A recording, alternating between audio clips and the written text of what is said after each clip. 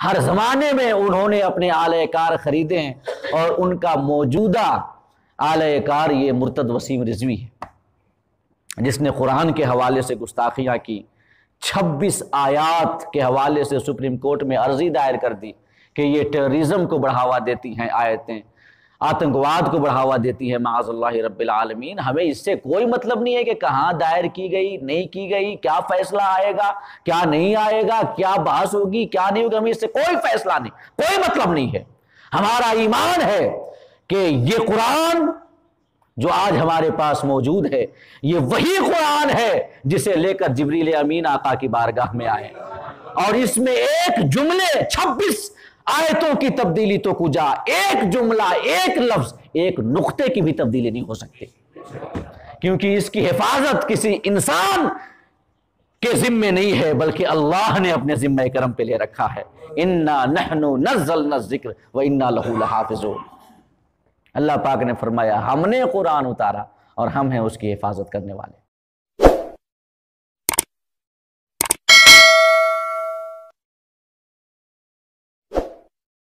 عزیزان گرامی، یہ ہماری اور آپ کی مشترکہ خوش نصیبی ہے کہ اللہ اور اس کے رسول کے ذکر کی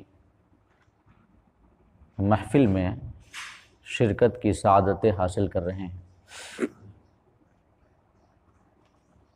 اللہ رب العزت کی بارگاہ میں دعا ہے کہ ہم سب کی حاضری کو قبول فرمائے۔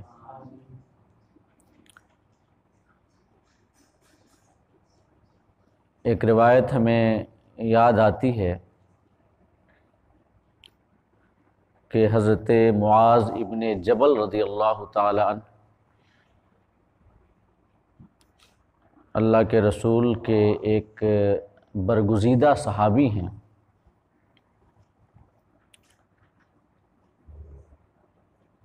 او حضرت معاذ ابن جبل، جن کو اللہ کے رسول نے یمن کا گورنر اور حاکم بنا کر بھیجا،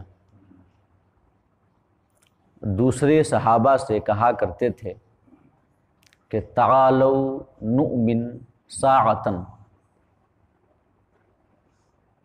کہ آؤ ایک گھڑی کے لیے ہم ایمان لائیں۔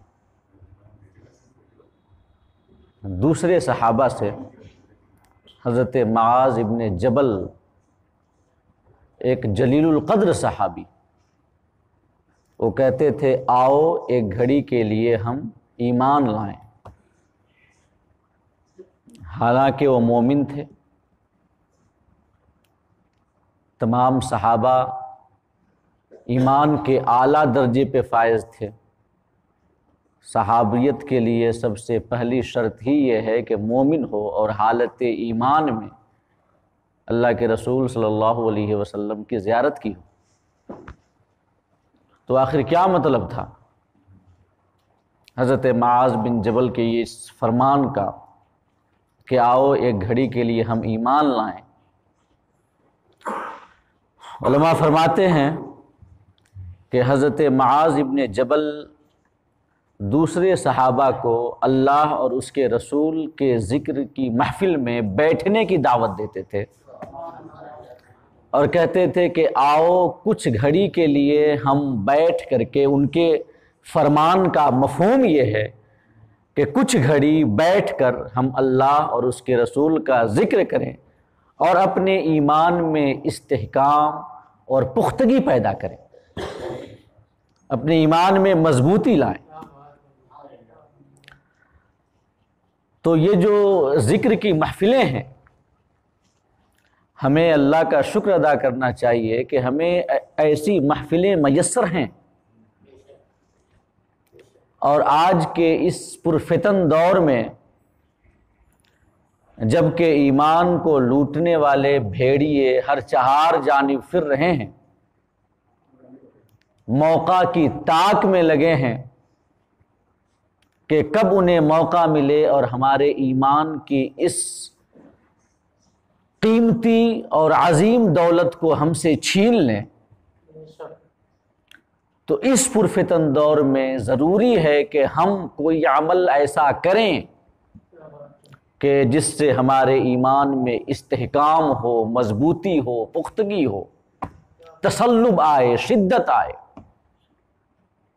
اور ہمارے لیے ایک ماتر ذریعہ آج ایمان میں پختگی کے لیے یہ ہے کہ ہم اپنی زندگی کے لمحات میں سے کچھ حصے نکالیں ایسی محفلوں کے لیے جہاں پر اللہ اور اس کے رسول کا ذکر ہوتا ہے۔ کیونکہ صحابہ کرام کا یہ معمول تھا۔ حضرت معاذ ابن جبل جیسے جلیل القدر صحابی دوسرے صحابہ سے کہا کرتے تھے، آؤ کچھ دیر کے لیے ہم اللہ اس کے رسول کی محفل منعقد کریں، بیٹھیں تاکہ ہمارے ایمان میں پختگی آئے۔ یہ فتنوں کا دور ہے۔ میں نے پچھلی نشست کو علامات قیامت کے حوالے سے گفتگو کرتے ہوئے یہ آپ کو بتایا تھا کہ قیامت کے قریب بڑی شدت کے ساتھ، کثرت کے ساتھ فتنے اٹھیں گے۔ احادیث رسول کی روشنی میں نے وضاحت کی تھی، اور ایک فتنے کی جانب ہم نے آپ کی توجہ بھی دلائی تھی جو یورپ اور عیسائیوں کے معاشرے سے نکل کر مشرق میں اور ہمارے معاشرے میں کچھ نہ کچھ گھس چکا ہے اور اپنے پیر پسار رہا ہے، اور وہ یہ کہ مذہب ایک ذاتی معاملہ ہے۔ اسی سلسلے کو آگے بڑھاتے ہوئے آج ہم ایک ایسے فتنے کے حوالے سے گفتگو کرنا چاہیں گے اور آپ کی توجہ اس کی جانب مبذول کرانا چاہیں گے، جو فتنہ بڑی شدت کے ساتھ پوری دنیا میں اسلام اور مسلمانوں کے خلاف جسے پروموٹ کیا جا رہا ہے، پھیلایا جا رہا ہے، اور اس نے غیروں کے ذہن میں اپنے پاؤں کافی مضبوط بھی کر لیے ہیں۔ میں نے آپ کو بتایا تھا کہ فتنہ ہر اس مصیبت کو کہتے ہیں جو دین کے حوالے سے یا دنیا کے حوالے سے آئے اور جس کی چپیٹ میں امت مسلمہ کا ایک بڑا طبقہ آئے، وہ فتنہ ہے۔ اور یہ قیامت کی علامات متوسطہ میں سے ہیں، جو ظاہر تو ہو چکی ہیں مگر اپنے کمال اور انتہا کو نہیں پہنچی ہے۔ ہر دن نت نئے فتنے ہمارے سامنے آ رہے ہیں۔ انہی فتنوں میں سے ایک فتنہ یہ ہے جو کہ عیسائیوں اور یہودیوں کے اس طبقے نے اس فتنے کو ہوا دینے میں کافی اہم رول ادا کیا ہے، جو کہ ہمارے اسلامی لٹریچر کا، ہماری مذہبی کتابوں کا بڑی گہرائی، تعمق اور غور و فکر کے ساتھ مطالعہ کرتا ہے۔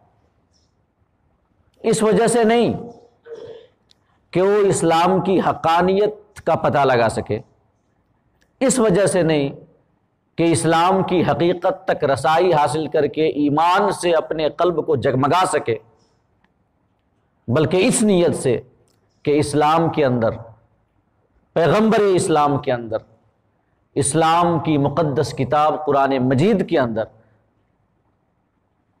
کہیں سے کوئی ایسی بات ہم تلاش کر لیں کہ جس کی وجہ سے ہم اعتراض کر سکیں، سوال کر سکیں، اسلام کی چھوی کو خراب کر سکیں، اور اسلام کے ماننے والوں کے ذہنوں میں اسلام کے حوالے سے شکوک و شبہات کو پیدا کر سکیں۔ یہ یہودیوں اور عیسائیوں کا وہ طبقہ ہے جنہیں مستشرقین کہتے ہیں، مستشرقین، اورینٹلسٹ، جو ہماری مذہبی لٹریچرز کا بڑی گہرائی کے ساتھ مطالعہ کرتے ہیں اور دن رات اس فکر میں لگے رہتے ہیں کہ کہیں سے کوئی ایسی بات وہ ڈھونڈ نکالیں کہ جس کی وجہ سے وہ اسلام، پیغمبر اسلام اور اللہ کے مقدس کلام کے اندر کوئی وہ کمی دکھا سکیں، کوئی عیب لوگوں کے سامنے بیان کر سکیں۔ اور یہ جو فتنہ ہے جس کی جانب آج ہم آپ کی توجہ مبذول کرانا چاہتے ہیں، وہ فتنہ ہے پیغمبر اسلام صلی اللہ علیہ وسلم پر تشدد کا الزام لگانا، اسلام کو تشدد کو بڑھاوا دینے کے حوالے سے پرموٹ کرنا، قرآن مجید پر تشدد اور آتنکواد جیسے گھناؤنے کاموں کو پھیلانے اور نشر و اشاعت کرنے کا الزام لگانا، یہ وہ فتنہ ہے۔ یہ بڑا پرانا فتنہ ہے، اگرچہ آج ایک مرتد وسیم رضوی جیسا شخص کھڑا ہوا ہے جو کہ بکواس کر رہا ہے، اپنے ان آباء و اجداد سے سن کر جن سے ان لوگوں نے عقیدتیں مستعار لی ہیں، اعتقادات مستعار لیے ہیں اور عقائد مستعار لیے ہیں۔ یہ آج کا فتنہ نہیں ہے کوئی، بلکہ بڑا پرانا فتنہ ہے، جو یہودیوں اور عیسائیوں کا وہ طبقہ ہے جنہیں ہم اورینٹلسٹ کہتے ہیں، مستشرقین کہتے ہیں عربی اور اردو میں۔ وہ ہماری مذہبی کتابوں کا مطالعہ کرتے ہیں اور ان کی نیت یہ ہوتی ہے کہ اسلام کے عیوب کہیں سے تلاش کر کے اسے خوب اچھالیں تاکہ اسلام کی نشر و اشاعت پر روک لگ سکے، اسلام کا پھیلنا، اسلام کا ترقی کرنا اور دن بدن اسلام کے دائرے کا وسیع ہوتا جانا ان کے لیے درد سر بنا ہوا ہے۔ وہ یہ چاہتے ہیں کہ کسی طرح اس کے پھیلتے ہوئے قدموں کو ہم سمیٹ دیں، حالانکہ یہ کیسے ہو سکتا ہے جبکہ اللہ رب العزت نے اپنے مقدس کلام میں ارشاد فرمایا هو الذی ارسل رسولہ بالہدی ودین الحق لیظہرہ علی الدین کلہ ولو کرہ المشرکون۔ وہ اللہ ہے جس نے اپنے رسول کو ہدایت کے ساتھ اور دین حق کے ساتھ مبعوث کیا ہے، لِيُظْهِرَهُ عَلَى الدِّينِ كُلِّهِ، تاکہ وہ اس دین کو تمام ادیان پر غلبہ عطا کر دے، وَلَوْ كَرِهَ الْمُشْرِكُونَ، اگرچہ مشرک اسے ناپسند کریں۔ تو اللہ نے اس کے غلبے کا غیر مشروط وعدہ کیا ہے، اس دین کے غلبے کا، اس کی ترقی کا کوئی کنڈیشن نہیں لگائی ہے۔ جہاں پہ اللہ نے مسلمانوں کی ترقی کی بات کی ہے اور مسلمانوں کے غلبہ کا وعدہ کیا ہے تو وہ وعدہ غیر مشروط نہیں ہے بلکہ مشروط ہے۔ کچھ اللہ پاک نے ایک کنڈیشن رکھی ہے، لا تہنوا ولا تحزنوا وانتم الاعلون، سستی نہ کرنا، غم نہ کرنا، تم ہی غالب رہو گے۔ یہ اللہ نے مسلمانوں کے غلبے کا وعدہ کیا، لیکن ساتھ میں ایک شرط لگا دی، ان کنتم مؤمنین، اگر تم کامل ایمان والے بن کر رہو گے، شرط لگا دی۔ لیکن جب اللہ نے اسلام کے غلبے کی بات کی ہے، اسلام کی ترقی کی بات کی ہے، تو وہاں کوئی شرط نہیں لگائی ہے، بلکہ فرمایا هو الذی ارسل رسولہ بالہدی ودین الحق، وہ اللہ ہے جس نے اپنے رسول کو ہدایت اور دین حق کے ساتھ مبعوث کیا ہے، لیظہرہ علی الدین کلہ، تاکہ اللہ اس دین کو تمام دینوں پر غالب کر دے، ولو کرہ المشرکون، اگرچہ مشرک اس بات کو ناپسند کریں۔ شرط لگانا تو دور، اگر دشمن دین اور جو اسلام کا مخالف طبقہ ہے اگر اسے ناپسند بھی کرے کہ اسلام غالب ہو، پھر بھی اللہ نے اسلام کے غلبے کا وعدہ کیا ہے۔ کیوں؟ کیونکہ اسلام کی ترقی، اسلام کا غلبہ، اسلام کی نشر و اشاعت کا راز کسی جماعت، کسی قوم یا کسی شخص کی مدد پہ منحصر نہیں ہے، بلکہ اسلام پھیلتا ہے تو اپنی حقانیت کی وجہ سے پھیلتا ہے، اسلام غلبہ حاصل کرتا ہے تو اپنی سچائی کی وجہ سے غلبہ حاصل کرتا ہے۔ اللہ نے اس کے غلبے کا وعدہ کیا ہے۔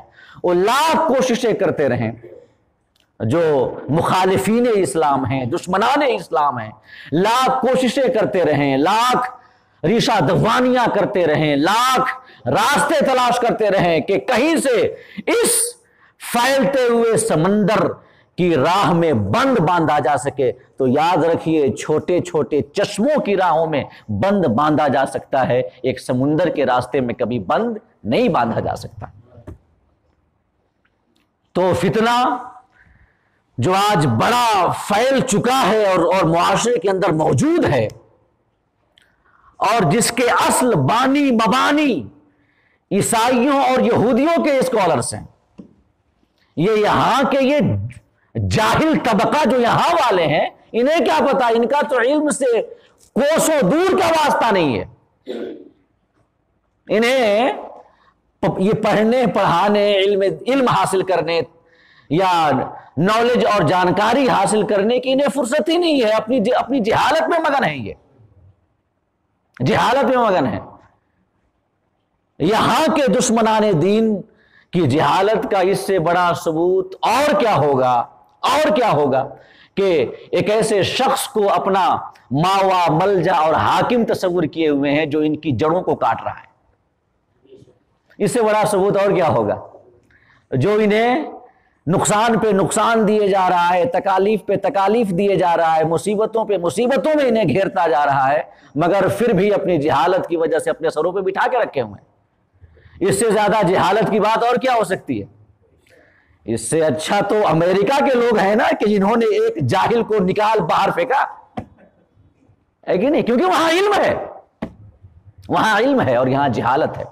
تو ان کو کیا پتا علم کے بارے میں، ان کو کیا پتا دین کے بارے میں، ان کو کیا پتا ہمارے اسلام کے بارے میں؟ یہ پڑھتے تو ہیں نہیں، بس انہی لوگوں سے سن کر ہوائی فائرنگ کرنا شروع کر دیتے ہیں، اور وہ لوگ بھی ایسے لوگوں کو خریدتے ہیں جو ان کا آلہ کار بن سکے۔ ہر زمانے میں انہوں نے اپنے آلہ کار خریدے ہیں، اور ان کا موجودہ آلہ کار یہ مرتد وسیم رضوی ہے، جس نے قرآن کے حوالے سے گستاخیاں کی، 26 آیات کے حوالے سے سپریم کورٹ میں عرضی دائر کر دی کہ یہ ٹیررزم کو بڑھاوا دیتی ہیں آیتیں، آتنکواد کو بڑھاوا دیتی ہے معاذ اللہ رب العالمین۔ ہمیں اس سے کوئی مطلب نہیں ہے کہ کہاں دائر کی گئی نہیں کی گئی، کیا فیصلہ آئے گا کیا نہیں آئے گا، کیا بحث ہوگی کیا نہیں ہوگی، ہمیں اس سے کوئی فیصلہ نہیں، کوئی مطلب نہیں ہے۔ ہمارا ایمان ہے کہ یہ قرآن جو آج ہمارے پاس موجود ہے، یہ وہی قرآن ہے جسے لے کر جبریل امین آقا کی بارگاہ میں آئے، اور اس میں ایک جملے 26 آیتوں کی تبدیلی تو کجا، ایک جملہ ایک لفظ ایک نقطے کی بھی تبدیلی نہیں ہو سکتی، کیونکہ اس کی حفاظت کسی انسان کے ذمے نہیں ہے، بلکہ اللہ نے اپنے ذمہ کرم پہ لے رکھا ہے۔ اِنَّا نَحْنُ نَزَّلْنَا الذِّكْرَ وَإِنَّا لَهُ لَحَافِظُونَ۔ اللہ پاک نے فرمایا ہم نے قرآن اتارا اور ہم ہیں اس کی حفاظت کرنے والے۔ تو یہ بکواس کرتے جائیں، کچھ بھی کرتے جائیں، کوئی فرق نہیں پڑتا۔ اور کتنا بڑا بیوقوف شخص ہے یہ سوچتا ہے کہ اگر سپریم کورٹ 26 آیتوں کو نکال، اگر بے فرض محال اگر 26 آیتوں کو نکالنے کا فیصلہ صادر کر بھی دے تو کیا وہ آیتیں قرآن سے نکل جائیں گی؟ تم زیادہ سے زیادہ ان قرآن کے نسخوں سے ان آیتوں کو نکال سکتے ہو جہاں تک تمہاری پہنچ ہے، جو تمہاری لائبریری میں موجود ہے، ورنہ یہ قرآن نہ صرف نسخوں کی شکل میں پوری دنیا میں موجود ہے، بلکہ کروڑوں مسلمانوں کے سینوں میں بھی یہ قرآن محفوظ ہے۔ یہ کسی کے نکالنے سے نہیں نکلے گا، یا قرآن کو یہ کسی کے نقصان پہنچانے سے نہیں پہنچے گا۔ ہاں، قیامت کے قریب جب اللہ چاہے گا تو نہ صرف نسخوں کے اندر سے بلکہ ان کروڑوں حفاظ کے سینوں سے بھی قرآن کو اٹھا لے گا جب اللہ چاہے گا کہ اب قرآن کو اٹھا لینا چاہیے، اور جب قیامت بالکل قریب ہوگی۔ ورنہ ان کے نکالنے یا کچھ کرنے نہ کرنے سے کچھ نہیں ہوتا، یہ ہمارے سوچنے کی بات ہی نہیں ہے۔ لیکن اس حوالے سے میں ایک بات ضرور آپ کو بتانا چاہوں گا، وہ یہ ہے کہ اسلام کا تصور جہاد کیا ہے، جسے آڑ بنا کر کے ہر زمانے میں غیروں نے اسلام پہ سوال اٹھائے ہیں، پیغمبر اسلام پہ سوال اٹھائے ہیں، قرآن پہ سوال اٹھائے ہیں۔ جہاد، ان لوگوں کا جو اصل نقصان ہوا وہ یہ ہوا کہ وہ یہ چاہتے تھے کہ اسلام کی نشر و اشاعت نہ ہو سکے، اسلام کی ترقی نہ ہو سکے، اور جو تاریخ ہمارے سامنے موجود ہے کہ ہر زمانے میں اس چراغ مصطفی کا مقابلہ کرنے کے لیے، اسے بجھانے کے لیے جتنی آندھیاں آئیں، جتنے طوفان آئے، اگر مسلمانوں کو جہاد کی اجازت نہ ملتی اور ان آندھیوں کے سامنے ڈٹ کر کھڑا ہونے کی اجازت نہ ملتی، اور اس روشن چراغ کو کچھ نقصان پہنچ جاتا، تب تو انہیں کوئی اعتراض نہیں ہوتا، تب تو انہیں کوئی اعتراض نہیں ہوتا۔ اگر یہ چراغ مصطفی اس ترقی کے ساتھ اور اس آب و تاب کے ساتھ جو آج موجود ہے اگر نہ ہوتا، بلکہ ان دھرموں کی طرح جو اٹھے تو بڑی آن بان شان کے ساتھ، لیکن ایک صدی نہیں بیتی ان کا وجود ختم ہو گیا، اگر وہی معاملہ اس اسلام کے ساتھ بھی ہوتا تب تو انہیں بڑی خوشی ہوتی اور انہیں کسی قسم کے سوال کرنے کی حاجت نہیں ہوتی۔ لیکن اصل دقت یہ ہے انہیں کہ اسلام آج سے 1400 سال پہلے ہمارے رسول اسے لے کر کے آئے، یہ حالانکہ یہ صرف 1400 سال پرانا اسلام نہیں ہے، بلکہ یہ وہ اسلام ہے جس کے ساتھ اس دنیا کے پہلے انسان حضرت آدم علی نبینا علیہ الصلوۃ والتسلیم اس زمین پہ تشریف لائے۔ اللہ فرماتا ہے ما ارسلنا من قبلک من رسول الا نوحی الیہ انہ لا الہ الا انا، کہ محبوب ہم نے آپ سے پہلے جتنے رسول بھیجے ہم نے سب کو یہی وحی کی کہ میرے علاوہ کوئی عبادت کے لائق نہیں ہے۔ تو یہی اسلام ہر زمانے میں انبیاء اسے لے کے آتے رہے، رسول اسے لے کر آتے رہے، جو احساسی معتقدات تھے، جو بنیادی خیالات تھے، ہر زمانے میں ایک رہے۔ ہاں چونکہ ہر زمانے کے تقاضے الگ ہوتے ہیں، ضروریات الگ ہوتی ہیں، ہر زمانے کے حالات الگ ہوتے ہیں، تو ان حالات، تقاضوں اور ضروریات کی وجہ سے کچھ فروعی باتوں میں اختلاف رہا، لیکن اساس اور بنیاد ہر زمانے میں ایک رہی۔ تو یہ تو سب سے پہلے انسان حضرت آدم جب اس خاکدان گیتی پہ تشریف لائے اسی اسلام کے ساتھ آئے، اور ہمارے آخری رسول اس کے آخری پیغمبر بن کر تشریف لائے، اور قرآن آخری کتاب کی صورت میں ہمارے نبی اکرم صلی اللہ علیہ وسلم پہ اترا، اور اس کے بعد 14 صدیاں بیت گئیں، 14 صدیاں۔ اس روشن چراغ میں کسی قسم کی کمی آنا تو دور کی بات، اس کی روشنی اور زیادہ پھیلتی جا رہی ہے۔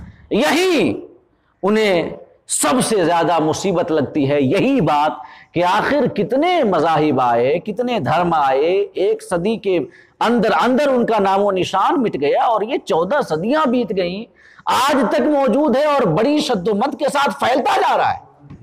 تو اس کے لیے مختلف ہیلے تلاشتے ہیں، مختلف شوشے تلاشتے ہیں، ریشہ دبانیاں کرتے ہیں، اور چاہتے ہیں کہ کسی طریقے سے اسلام کی اشاعت کو روکا جا سکے۔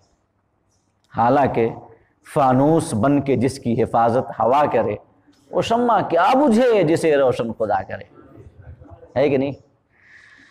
تو جہاد کے حوالے سے اسلام، پیغمبر اسلام اور قرآن مجید پہ اعتراض کرنا کوئی نیا نہیں ہے بلکہ پرانا ہے۔ اسی وجہ سے میں آپ کے سامنے جو جہاد کا اسلامی تصور ہے اسے آپ کے سامنے پیش کرنا چاہوں گا، جو صحیح اسلامی تصور۔ تاریخ اسلام سے شغف رکھنے والا ایک عام سا طالب علم بھی اتنی بات جانتا ہے کہ جب ہمارے آقا کریم صلی اللہ علیہ وسلم مکہ کی بابرکت جگہ سے جب اسلام کی دعوت لے کر کھڑے ہوئے اور لوگوں کو آپ نے توحید کی دعوت دی، ایک خدا کی عبادت کی جانب بلایا اور جھوٹے معبودان باطلہ اور جھوٹے خداؤں کی پرستش سے انہیں روکا، تو چند سعید روحوں کو چھوڑ کر اکثر کفار قریش آپ کے دشمن ہو گئے، اور نہ صرف وہ دشمن ہو گئے بلکہ اسلام کے خلاف، مسلمانوں کے خلاف قسم قسم کی سازشوں میں اور ریشہ دوانیاں کرنے میں مصروف ہو گئے۔ جو کام آج کے یہ کچھ اسلام کے دشمن کرتے ہیں وہی کام اس زمانے کے کفار و مشرکین کیا کرتے تھے۔ وہ چاہتے تھے کہ اسلام کو پھیلنے سے روکا جائے، اور اس کے لیے وہ نت نئے طریقے ایجاد کرتے تھے، نت نئے طریقے۔ کبھی باہر سے آنے والے لوگوں کو منع کرتے تھے کہ سب سے ملنا لیکن محمد عربی سے نہ ملنا، کیونکہ وہ جادوگر ہیں معاذ اللہ رب العالمین، ان کی باتیں تمہارے دلوں میں اثر کر جائیں گی اور پھر تم اپنے آبائی دین سے برگشتہ ہو جاؤ گے۔ آنے والے قافلوں کو روکتے۔ روایتوں میں آتا ہے کہ حج کے دنوں میں آقا کریم صلی اللہ علیہ وسلم جب لوگوں کو دین کی دعوت دیتے تو ابو لہب آپ کے پیچھے پیچھے پھرا کرتا اور کہا کرتا کہ لوگوں یہ میرا بھتیجا ہے جو مجنون ہو گیا ہے، ان کی باتوں میں نہ آنا۔ کوئی مجنون کہتا، کوئی جادوگر کہتا، حالانکہ انہیں کیا پتا کہ آپ کی باتوں میں وہ تاثیر اور وہ اثر اس وجہ سے نہیں ہے کہ آپ جادوگر تھے، وہ جادوگر اسی وجہ سے کہتے تھے کہ آپ کی باتوں میں جادو کی طرح اثر ہوتا تھا۔ وہ اثر جادو کی وجہ سے نہیں تھا بلکہ آپ کی شیریں بیانی کی وجہ سے تھا، آپ کی باتوں کی مٹھاس کی وجہ سے تھا۔ اللہ پاک نے فرمایا فَبِمَا رَحْمَةٍ مِّنَ اللَّهِ لِنْتَ لَهُمْ وَلَوْ كُنْتَ فَظًّا غَلِيظَ الْقَلْبِ لَانفَضُّوا مِنْ حَوْلِكَ۔ محبوب آپ پر یہ ہمارا خاص احسان ہے اور ہماری رحمت خاص ہے آپ کے اوپر کہ ہم نے آپ کو نرم دل اور شیریں زبان والا اور نرم مزاج والا بنایا ہے۔ وَلَوْ كُنْتَ فَظًّا غَلِيظَ الْقَلْبِ، اگر آپ کے مزاج میں تیزی ہوتی، آپ کے دل میں سختی ہوتی، لَانفَضُّوا مِنْ حَوْلِكَ، تو یہ آپ کے ارد گرد جو پروانوں کا ہجوم رہتا ہے اور جو ایک بار آپ کی گفتگو کو سنتا ہے آپ کا اسیر ہو جاتا ہے اور آپ کے لیے اپنا تن من دھن سب کچھ قربان کرنے کے لیے راضی ہو جاتا ہے، اگر آپ کے مزاج میں تیزی ہوتی اور آپ کی زبان میں مٹھاس نہ ہوتی، آپ کے دل میں سختی ہوتی، نرمی نہ ہوتی، تو یہ پروانوں کا جو ہجوم آپ کے ارد گرد رہتا ہے کب کا منتشر ہو گیا ہوتا۔ تو وہ تاثیر آپ کی باتوں میں جادو کی وجہ سے نہیں تھی بلکہ آپ کی شیریں مقالی کی وجہ سے تھی۔ یہاں تک کہ جب دار الندوہ میں کفار اکٹھا ہوئے تھے مشورہ کرنے کے لیے کہ اسلام کے بڑھتے ہوئے قدم کو کس طرح روکا جائے، تو وہاں پہ ابلیس بھی آیا تھا ایک شیخ کی شکل میں، آیا تھا نا، آپ نے واقعہ سنا ہوگا۔ تو ہر شخص نے اپنے اپنے اعتبار سے یہ مشورے دیے کہ آخر کون سا طریقہ اپنایا جائے کہ اس دین کے بڑھتے ہوئے قدم رک جائیں۔ تو کسی نے یہ مشورہ دیا کہ انہیں قید کر دیا جائے، محمد عربی صلی اللہ علیہ وسلم کو قید کر دیا جائے، اور دانہ پانی بند کر دیا جائے یہاں تک کہ ان کا انتقال ہو جائے۔ تو ابلیس نے کہا تھا جو شیخ کی صورت میں تھا کہ تم نہیں جانتے کہ اس کے عشاق اس سے کتنی محبت کرتے ہیں اور اس پر کیسے جان چھڑکتے ہیں، اگر تو نے اسے قید کیا تو اس کے عاشق اپنی جان کی بازی لگا کر کے اسے تمہاری قید سے چھڑا کر کے لے کے چلے جائیں گے۔ اس کے بعد کسی نے مشورہ دیا کہ انہیں جلا وطن کر دیا جائے اور انہیں اپنے حال پہ چھوڑ دیا جائے، تو اس مشورے کے جواب میں کہا تھا اس نے، ابلیس نے، کہ تو نے اس کی زبان کی مٹھاس کو نہیں دیکھا، اس کی شیریں مکاری نہیں دیکھی؟ جب وہ بات کرتا ہے تو زبان سے پھول جھڑتے ہیں، جب وہ بات کرتا ہے تو لوگوں کے دلوں کو کترتا ہے اور لوگوں کے قلوب کو اپنی قید میں کر لیتا ہے۔ اگر تم اسے یہاں سے دیس نکالا دو گے اور جلا وطن کر دو گے، جب وہ کہیں جائے گا تو اپنی شیریں مکالی کی وجہ سے تم سے بڑی تعداد میں اپنے عشاق کی جماعت اکٹھی کر لے گا اور پھر ان کو ساتھ لے کر کے تمہارے اوپر حملہ آور ہوگا۔ تو ابلیس نے بھی آقا کریم صلی اللہ علیہ وسلم کی شیریں مکالی کی بڑائی کی تھی اور اس کا بیان کیا تھا ان کے سامنے جب وہ محفل لگی تھی۔ تو اس کے بعد ابو جہل نے مشورہ دیا کہ انہیں ہر قبیلے سے ایک شخص اٹھے، ہر قبیلے سے، اور ایک بارگی حملہ کر کے انہیں شہید کر دے۔ جب بنو ہاشم ان کے خون کے بدلہ کے لیے اٹھیں گے تو تمام قبیلوں سے جنگ کرنے کی طاقت نہیں ہوگی اور مجبوراً وہ خوں بہا لینے پہ راضی ہو جائیں گے، دیت لینے پہ راضی ہو جائیں گے، اور تمام قبیلوں کو دیت دینا کافی آسان ہوگا، سب آپس میں مل کر کے دیت ادا کر دیں گے۔ لیکن ادھر کفار اپنی مکاریوں کے جال بن رہے تھے، ادھر اللہ اپنی تدبیر اور اپنی خفیہ تدبیر کو انجام دے رہا تھا۔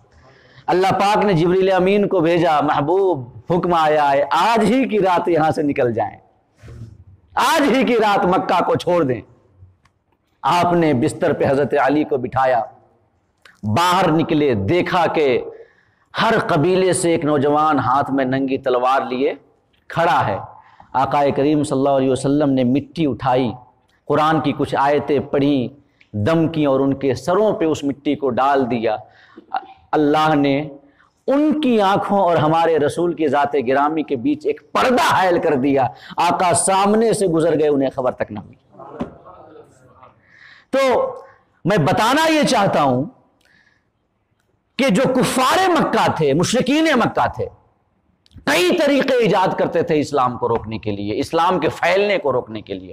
ایک تو یہ کہ لوگوں کو بہکاتے تھے کہ ان سے نہ ملنا، ان کی باتیں نہ سننا، اور دوسری بات یہ کہ وہ آپ پر اور آپ کے خدام پر، اسلام کے نام لیواؤں پر قسم قسم کے مظالم ڈھاتے تھے۔ کوئی ایسا ظلم نہیں ہوتا تھا جو وہ آپ کے ماننے والوں پر روانہ رکھتے ہوں، کوئی دقیقہ پھر گزارش نہیں کرتے تھے آپ کے کسی ماننے والوں کو ستانے کا۔ یہاں تک کہ جب کئی سالوں تک مسلسل کفار اور مشرکین مسلمانوں پہ ظلم کرتے رہے، ہمارے آقا کریم صلی اللہ علیہ وسلم پہ ظلم کرتے رہے، یہاں تک کہ حضرت عمر اور حضرت حمزہ جیسے صحابہ آپ کی بارگاہ میں آتے، عرض کرتے حضور اب ان کے مظالم برداشت سے باہر ہو رہے ہیں، ہمیں ان کے ساتھ دو دو ہاتھ کرنے کی اجازت دی جائے۔ تو آقا فرماتے صبر کرو ابھی اجازت نہیں ملی ہے، صبر کرو ابھی اجازت نہیں ملی ہے۔ آخر لوگوں کی عقلوں پہ ہو کیا گیا ہے کہ وہ اسلام کی پہلی تاریخ، جب اسلام پہلی بار لوگوں کے بیچ آیا، جب انگلیوں پہ گنے جانے کے قابل مسلمان تھے، اس وقت کے حالات کو دیکھیں، مظلوم کون تھا اور ظالم کون تھا؟ کون مظلوم تھا اور کون ظالم تھا؟ تشدد وہ کرتا ہے جو ظالم ہوتا ہے، سختیاں وہ کرتا ہے جو ظالم ہوتا ہے۔ ہمیں تو آقا کریم کی بعثت کے ابتدائی 13 سالوں میں صحابہ مظلوم نظر آتے ہیں، ظالم نہیں نظر آتے۔ اور ایک مظلوم تشدد پسند ہو کیسے سکتا ہے؟ اس پر تو تشدد کیا جاتا ہے، وہ کسی پہ تشدد نہیں کرتا۔ حضرت عمر آتے، حضرت حمزہ جیسے بہادر صحابہ آتے آقا کی بارگاہ، اور ان میں سے ہر کوئی بہادر تھا، ہر کوئی بہادر تھا، آتے اجازت مانگتے حضور اجازت دی جائے، ان کے مظالم حد سے بڑھ رہے ہیں، آقا فرماتے صبر کرو ابھی اجازت نہیں ملی ہے۔ یہاں تک کہ ان کے مظالم سے تنگ آ کر کے آقا کریم کی اجازت سے مسلمان حبشہ کی جانب ہجرت کر گئے۔ حبشہ، تو جب مسلمان مکہ چھوڑ کر حبشہ پہنچے تو کفار کو اپنے شکار کے ہاتھ سے نکل جانے کا بڑا افسوس ہوا، اور وہ انہیں واپس لینے کے لیے حبشہ نجاشی کے دربار تک چلے گئے۔ یہ تاریخ ہے۔ پھر اس کے بعد دوسری ہجرت مدینہ کی جانب ہوئی، آقا کریم صلی اللہ علیہ وسلم بھی مدینہ پہنچے، لیکن یہاں مکہ میں جو کفار و مشرکین بیٹھے تھے پھر بھی انہیں آرام اور سکون نہیں ملتا تھا۔ خط لکھ کر کے، قاصد بھیج کر کے مسلمانوں کو ڈراتے دھمکاتے کہ تم یہ نہ سمجھنا کہ تم مدینہ پہنچ گئے ہو تو ہماری قوت اور طاقت کی حدوں سے باہر نکل گئے ہو، ہم جب چاہے وہاں پہ آ کے تمہارا خاتمہ کر سکتے ہیں۔ اور نہ صرف دھمکیاں دیتے تھے بلکہ جو عرب کے بدو قبائل تھے، جن قبائل کے دلوں میں مشرکین مکہ کی عزت تھی اس وجہ سے ہو کہ وہ اللہ کے گھر کے متولی تھے اور خدمت کرنے والے تھے، چونکہ وہ خانہ کعبہ کے پڑوس میں رہنے والے تھے اور کعبہ کی خدمت کرتے تھے، اس کی وجہ سے اللہ نے قبائل عرب کے دلوں میں ان کفار اور مشرکین مکہ کی عزت ڈال رکھی تھی، وہ بڑی عزت کیا کرتے تھے، اور قبائل کے دلوں میں پائی جانے والی اپنے تئیں اس عزت کا استعمال وہ کفار رب کعبہ کے دین کو ڈھانے کے لیے کر رہے تھے، قبائل کو بھڑکاتے اور اسلام کے خلاف، مسلمانوں کے خلاف انہیں یکجٹ کرتے، یکجا کرتے۔ کبھی مدینہ کے پاس جو یہودی آباد تھے اور جو مدینہ میں کچھ منافقین تھے ان سے ساز باز کرتے کہ انہیں مدینہ سے نکال دو۔ جب کفار اور مشرکین کے مظالم کی انتہا ہوئی اور مکافات عمل کا قانون حرکت میں آیا، جو کسی نہ کسی دن ضرور آتا ہے، ظالم کو ہمیشہ کے لیے چھوٹ نہیں ملتی، جب تک اللہ رسی ڈھیلی کیے ہوئے ہو تب تک رسی ڈھیلی رہتی ہے، لیکن جب مکافات عمل کا قانون حرکت میں آتا ہے اور اللہ اپنی رسی کو مضبوط کرتا ہے، کھینچتا ہے، اس وقت ان بطش ربک لشدید کا قرآنی واضح اعلان بھی ہماری نگاہوں کے سامنے ہے کہ تمہارے رب کی پکڑ بہت سخت ہے۔ جب مکافات عمل کا قانون حرکت میں آیا تب مسلمانوں کو کفار سے دو دو ہاتھ کرنے کی اجازت دی گئی، انہیں اجازت دی گئی کہ اب تمہیں اجازت ملتی ہے۔ اللہ فرماتا ہے سورہ حج میں کہ اذن للذین یقاتلون بانہم ظلموا، اجازت دی جاتی ہے ان لوگوں کو یقاتلون جس سے جنگ کی جاتی ہے، جس سے جنگ کی جاتی ہے، ان لوگوں کو اجازت دی جاتی ہے اب کہ وہ کفار کا مقابلہ کریں، ان کی آنکھوں میں آنکھیں ڈال کر کے ان کا ترکی بترکی جواب دیں۔ اور اللہ آگے فرماتا ہے، اور یہ اجازت کیوں دی جا رہی ہے؟ بِأَنَّهُمْ ظُلِمُوا، اس وجہ سے کہ ان پر ظلم ڈھایا گیا، اس وجہ سے کہ ان پر ظلم ہوا ہے۔ اس کے بعد اللہ فرماتا ہے کہ وَإِنَّ اللَّهَ عَلَى نَصْرِهِمْ لَقَدِيرٌ، اور بے شک اللہ مسلمانوں کی مدد پہ قادر ہے۔ اس بعد فرماتا ہے الَّذِينَ أُخْرِجُوا مِن دِيَارِهِمْ بِغَيْرِ حَقٍّ، کہ جن پر ظلم کیا گیا اور جن کو ناحق ان کے گھروں سے نکالا گیا۔ ہر شخص کو اس کا وطن محبوب ہوتا ہے، اس کا وطن، ہر شخص اپنے وطن سے پیار کرتا ہے۔ ہمارے آقا کریم صلی اللہ علیہ وسلم جب ہجرت کرنے لگ گئے تو آپ افسوس سے دیکھتے تھے کعبہ کو اور کہتے تھے کہ قسم خدا کی مجھے اس شہر سے زیادہ عزیز کوئی شہر نہیں ہے، اگر میری قوم مجھے مجبور نہ کر دیتی کہ میں تمہیں چھوڑ دوں تو اے مکہ اور اے اللہ کے مقدس گھر میں تمہیں کبھی نہ چھوڑتا۔ ہر شخص اپنے وطن سے محبت کرتا ہے۔ تو اللہ فرماتا ہے کہ ایک تو ظلم کیے گئے، قسم قسم کے مظالم، اور نت نئے مظالم ڈھائے گئے. اس کے بعد فرمایا الذین اخرجوا من دیارہم بغیر حق، کہ جن کو ان کے گھروں سے نکالا گیا ناحق. اور ان کا جرم کیا تھا؟ الا ان یقولوا ربنا اللہ، ان کا جرم فقط یہ تھا کہ وہ جھوٹے خداؤں کی عبادت سے انکار کرتے تھے اور کہتے تھے کہ ہم اس کی عبادت کریں گے جو ہمارا پروردگار ہے. صرف یہ جرم تھا، اور اس جرم کی وجہ سے ان پر ظلم کیے گئے، گھروں سے نکالا گیا. اور فتنہ پروروں کی فتنہ پروری کو بیان کرتے ہوئے کہ کتنے وہ فتنہ پرور تھے کفار و مشرکین، اللہ فرماتا ہے کہ وَلَوْلَا دَفْعُ اللَّهِ النَّاسِ بَعْضَهُمْ بِبَعْضٍ لَهُدِّمَتْ صَوَامِعُ وَبِيَعٌ وَصَلَوَاتٌ وَمَسَاجِدُ يُذْكَرُ فِيهَا اسْمُ اللَّهِ كَثِيرًا، کہ اگر ان کو چھوٹ دے دی جائے، ان کفار کو، ان مشرکین کو، تو یہ روئے زمین پہ کوئی ایسی عمارت نہیں باقی رہنے دیں گے کہ جس عمارت کو تعمیر کیا گیا ہو فقط اللہ کے ذکر کے لیے، اللہ کی عبادت کے لیے. جو گھر بنایا گیا ہو اللہ کی عبادت کے لیے، اگر ان کفار کو چھوٹ دے دی جائے تو کوئی ایسا گھر اور زمین پہ باقی نہیں رہنے دیں گے. ان کی فتنہ پروری کو اللہ پاک نے بیان کیا. تو اس آیت کریمہ میں اللہ رب العزت نے نہ صرف اذن جہاد کے حوالے سے بیان کیا کہ اب تمہیں اجازت ہے جہاد کرنے کی، بلکہ یہ بھی بتا دیا کہ کن سے جہاد کرنا ہے، کن سے جہاد کرنا، اور یہ بھی بتا دیا کہ ہم یہ تمہیں اجازت کیوں دے رہے ہیں. اللہ فرماتا ہے یقاتلون، ان لوگوں کو اجازت اب دی جاتی ہے جنگ کی جن سے جنگ کی جائے. یعنی اللہ نے اجازت دی جنگ کرنے کی ان کے ساتھ جو جنگ کرنے کے لیے آئے، جن سے جنگ کی جائے، جو جنگ کرنے کے لیے آئے، حملہ آور ہو. یعنی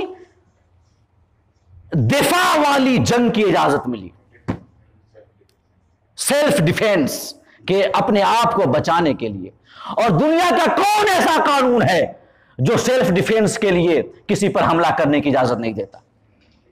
آج کا مہذب قانون بھی جو کہ حقوق انسانی کی بات کرتا ہے، حقوق انسانی کی، ہیومن رائٹس کی، آج کا مہذب قانون بھی اجازت دیتا ہے کہ اگر کوئی تم پر حملہ آور ہو تو اپنی جان بچانے کے لیے تم اس پر حملہ کر سکتے ہو.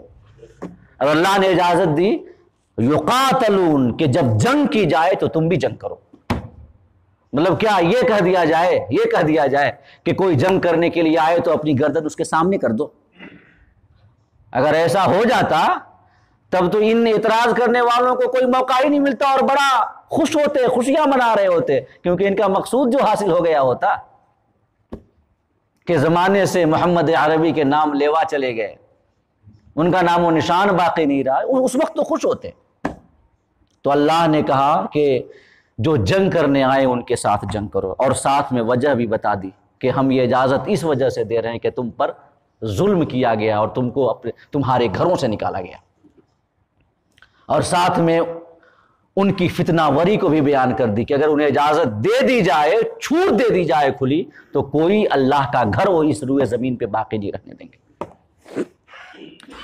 جب یہ اجازت ملی تو آقا کریم صلی اللہ علیہ وسلم نے اقدامات شروع کر دیے، ایسے اقدامات کہ جن سے ان کا جواب دیا جا سکے اور جن سے یہ ثابت ہو کہ مسلمان کوئی ترنے والا نہیں ہے بلکہ ایک طاقت ہے. جو ان کی جانب میلی آنکھ سے دیکھے گا یہ ان کی آنکھیں نکال لیں گے. ایسے اقدامات آقا کریم نے شروع کر دیے، اور انہی اقدامات کی وجہ سے تقریباً 82 غزوات اور سرایا ہوئے. کتنے ہوئے؟ اس لیے کہ وقت ہو چکا ہے، اپنی گفتگو میں سمیٹ رہا ہوں، باقی گفتگو اگلی نشست میں انشاءاللہ. جو اقدامات آپ نے کیے غزاوہ کی صورت میں اور سرایا کی صورت میں، تو ان کی تعداد کتنی ہے؟ 82. سنیے گا 82. اور ان 82 جنگوں میں آدھی جنگیں تو ایسی ہوئی کہ جن میں فریقین میں سے کسی کو تلوار نکالنے کی ضرورت نہیں پڑی. ضرورت ہی نہیں پڑی تلوار نکالنے کی. اور جو آدھی جنگیں جن میں تلوار کے استعمال کی ضرورت پڑی اس میں صرف دونوں فریق کے صرف 1019 لوگ مارے گئے. جو مسلمان شہید ہوئے، جو کفار واصل جہنم ہوئے، دونوں فریقین کے مقتولین کی جو تعداد ہے وہ صرف 1019 ہے.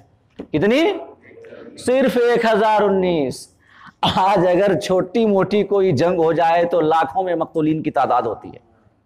جو آج اسلام پر اعتراض کرتے ہیں تشدد کے حوالے سے، آتنکواد کے حوالے سے، ان لوگوں نے صرف تقریباً 50 سالوں کے اندر اس دنیا کو 2 ہولناک جنگیں دی ہیں، فرسٹ ورلڈ وار اور سیکنڈ ورلڈ وار، کہ جس میں کروڑوں جانیں گئی ہیں. ان کے خون، ان کے ہاتھ انسانوں کے خون سے رنگے ہوئے ہیں. ان کو اپنی آنکھ کا شہتیر نظر نہیں آتا اور دوسروں کے دامن پہ ایک چھوٹا سا دھبا نظر آ جاتا ہے. اسے کہتے ہیں تعصب، اسے کہتے ہیں اندھا ہو جانا دشمنی میں. ارے دشمن بھی وہ ہوتا ہے کہ اگر دشمنی بھی کرے تو انصاف کے ساتھ کرے، دیکھے حقانیت کو، دیکھے سچائی کو دیکھے. جن لوگوں نے صرف 50 سالوں کے اندر 2 جنگیں عظیم دیے تحفے کی شکل میں اس دنیا کو، کروڑوں لوگ مارے گئے، وہ آج اسلام پہ اعتراض اٹھاتے ہیں، اعتراض کرتے ہیں، سوالات کرتے ہیں، تشدد کا الزام دھرتے ہیں. حالانکہ نبی اکرم صلی اللہ علیہ وسلم کے اقدامات کے سلے میں جو جنگیں ہوئیں وہ فقط 82 آدھی جنگوں میں تلوار کا استعمال ہی نہیں ہوا. آدھی جنگوں میں استعمال ہوا تو فریقین میں سے صرف 1019 کام آئے. اور ان 1019 کام آئے، اس کے بدلے میں ہمارے رسول نے انسانیت کو کیا دیا؟ کیا دیا؟ ان لوگوں نے کروڑوں مروائے، انسانیت کو کیا دیا؟ اسے دیکھیں. اور ہمارے حبیب صلی اللہ علیہ وسلم کے اقدامات کی وجہ سے جو جانیں کام آئیں، اس کے بدلے میں آپ نے کیا دیا؟ انسانوں کو انسانیت کا صحیح مفہوم سکھا دیا، لوگوں کا رشتہ ان کے مالک کے ساتھ جوڑ دیا. وہ انسانی اخلاق و اقدار جو زندگی کی آخری سانسیں گن رہی تھی ان کے اندر پھر سے زندگی کی رمق بھر دی. انسانوں کو ایک دوسرے کے لیے قربانیاں دینے کا جذبہ سکھایا. یہاں تک کہ ایک جنگ میں، ایک واقعہ سناتا ہوں، ایک جنگ ہے، جنگ ختم ہو چکی ہے، العطش العطش کی صدائیں بلند ہو رہی ہیں، زخمی ہے، پیاس سے کرا رہے ہیں. کوئی پانی لے کر آتا ہے مشکیزہ، ایک پیاسے کے پاس جاتا ہے، لو پانی پی لو. بغل سے آواز آتی ہے العطش، پیاسا ہوں پانی دو. وہ کہتا ہے پہلے میرے بھائی کو پلاؤ. وہاں مشکیزہ لے کر جاتا ہے، بغل سے آواز آتی ہے العطش، پیاسا ہوں پانی پلاؤ. وہ بھی پانی کا ایک قطرہ اپنے حلق سے نہیں اتارتا بلکہ کہتا ہے میرے بھائی کو پانی پلاؤ. ایسے ہی وہ شخص مشکیزہ لے کر کے گھومتا رہ جاتا ہے اور ان زخمیوں میں سے ہر شخص العطش العطش العطش کی صدائیں بلند کرتا ہوا اپنی جان آفری کے سپرد کر دیتا ہے. لیکن کوئی اپنے بھائی سے پہلے پانی کا ایک قطرہ اپنے حلق سے اتارنا گوارا نہیں کرتا. یہ تعلیمات دی ہمارے رسول نے. معاشرے کو عظیم بنایا، معاشرے کو صالح بنایا، لوگوں کا رشتہ جو ان کے خالق و مالک سے ٹوٹ چکا تھا اسے جوڑ دیا. یہ دیا 1019، فقط 1019 جانوں کے بدلے. ایک ترازو میں اگر 1019 جانوں کو رکھ لیں اور دوسرے پلے میں آقا کریم نے جو دیا ہے انسانیت کو اسے رکھ لیں تو آپ کو سمجھ میں آئے گا کہ یہ سودا گھاٹے کا نہیں بلکہ نفع کا ہے، نفع کا سودا ہے. اور اسی حوالے سے کچھ اور باتیں ہم اگلی نشست میں آپ کے سامنے عرض کریں گے انشاءاللہ. اللہ رب العزت ہم سب کو اسلام کے لیے کوششیں کرنے، اسلام کی حمایت کے لیے کوششیں کرنے اور کام کرنے کی توفیق عطا فرمائے. اور جو بھی چھوٹی موٹی کوششیں ہم کر رہے ہیں انہیں بھی اپنی بارگاہ میں قبول فرمائے اور سعادت دارین ہمیں عطا فرمائے. آمین. وآخر دعوانا ان الحمد للہ رب العالمین.